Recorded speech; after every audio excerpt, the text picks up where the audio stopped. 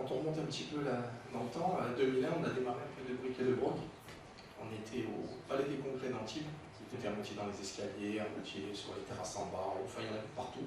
Puis on a senti que l'année suivante, les choses elles ont commencé à mordre parce qu'en fait on s'aperçoit que son voisin, il a l'entreprise qui est peut-être à 200 mètres de chez vous, puis on ne connaissait pas. Et vice versa. Puis on s'aperçoit qu'il y en a un autre, tiens tu fais ça toi, je ne le savais pas, j'ai été l'acheter à Paris, peut-être même à l'étranger.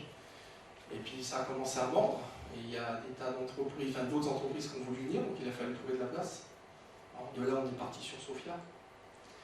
C'était un peu mieux, les dirigeants de la PIM et puis les gens de la chambre, ils ont dit bon, il faut qu'on trouve un lieu un peu mieux pour pouvoir accueillir du monde et tout, et puis ça a vraiment démarré au niveau de l'hippodrome.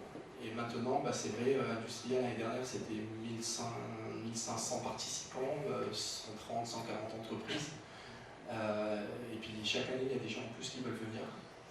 Et s'ils veulent venir, c'est qu'il y a des échanges, et en plus c'est une vitrine en fait, parce que vous avez toutes les activités qui sont représentées. Vous avez la high-tech, vous avez les entreprises, les industries de production, de sous-traitance, vous avez les grands donneurs d'ordre qui sont là. Et c'est vraiment une vitrine du savoir-faire de la région.